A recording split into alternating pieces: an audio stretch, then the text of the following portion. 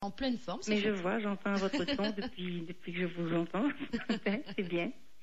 Vous voulez passer un message aux parents d'élèves? Oui, parce que je voudrais réagir au fait qu'on est en train d'introduire dans les classes, dans les petites classes, dans les écoles, une graphie du créole qui me paraît complètement étouffante pour notre langue créole. Alors, expliquez-nous. Alors, je vais vous expliquer juste une petite histoire. Mon petit-fils est venu il n'y a pas longtemps me dire « Oh, mamie, je comprends pas, j'ai eu des fautes à ma dictée, j'ai jamais de fautes. » Et là, on m'a dit que soleil, ça s'écrivait pas S-O-L-E-Y, et pourtant je l'ai vu sur l'écran de télévision.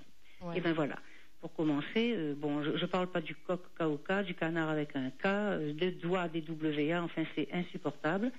Et mon argumentation est la suivante. Ce sont ces mêmes personnes qui disent toujours, mais ne coupez pas nos racines, nous avons bien sûr qu'on a des racines, je comprends bien, mais pourquoi on va couper les racines des mots à ce moment-là? Les mots pour moi ont des racines aussi, ce sont des choses vivantes, pleines de souvenirs, pleines de significations profondes, avec leurs racines également. Alors je ne comprends pas pourquoi, quelle est l'utilité de cette transformation des mots pour le plaisir de l'éloigner de la langue française. Alors, qu'est-ce qu'on dit de l'extérieur? On fait l'amalgame, on dit, ah ben oui, elle est contre le créole. Alors ça tombe très mal. Je suis contre le créole, moi qui écris en créole, ça me fait bien rire. C'est comme le Joël Manglou qui a écrit aujourd'hui, je crois, dans les journaux. Il avait raison. On n'est pas contre le créole, on est pour le créole à l'école, mais pas pour cette graphie-là. Oui. Pour une autre raison aussi, Emmanuel, c'est que suivant les ethnies, ou la culture, ou les endroits, ou les lieux à La Réunion, les mots se prononcent différemment. Un va dire une chaise, l'autre va dire un 16, l'autre va dire ça mon culotte, l'autre va dire ça c'est mon pantalon, etc., etc. Et ce qui est merveilleux, Emmanuel, c'est que tout ce monde-là, on se comprend. Alors et c'est ça quoi qui fait l'idéal? notre diversité, c'est ça qui fait la couleur de notre langue créole. On se comprend tous avec des prononciations différentes. Et on veut figer cette prononciation dans un carcan de K, W, Z, Y, et elle ne respire plus, cette langue ne respire plus, ne peut plus s'inventer, elle est bloquée dans une prononciation que personne comprend, sauf en lisant à haute voix, et encore, il faudrait pouvoir dire tous un 16. Alors pour garder sa richesse et sa multiplicité, il faudrait donc qu'il n'y ait pas d'écrit, la garder uniquement orale? Non, c'est pas ce que je dis, il faut la garder dans son étymologie première, c'est-à-dire une chaise, un 16, ça s'écrit C-H-A-I-S-E, mais selon son ethnie, on la prononce comme on veut, comme on peut, comme on doit, comme on a envie.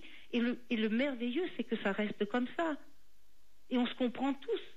Je veux dire, c'est pas parce que moi je vais pas dire un 16, ça n'a pas été dans ma culture de le dire. Même si Micose créole, Emmanuel, mais ça n'a pas dit un 16, ni un CV. Pour certains mots, ça peut poser problème.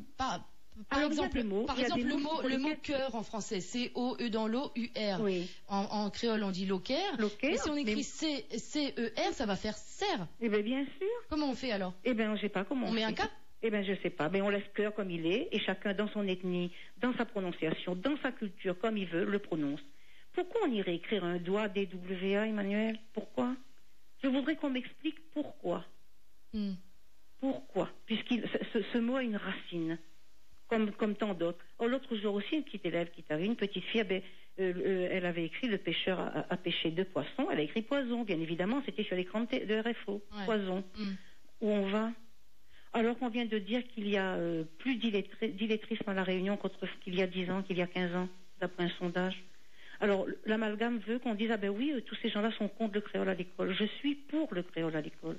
Et comment je suis pour le créole à l'école? Pour que l'enfant puisse s'exprimer, pour que les institutrices leur parlent en créole, pour que l'expression sorte. D'ailleurs, j'ai sorti un petit CD, mais ça va à l'école, où il y a des chansons en créole pour les enfants à l'école, et en français aussi.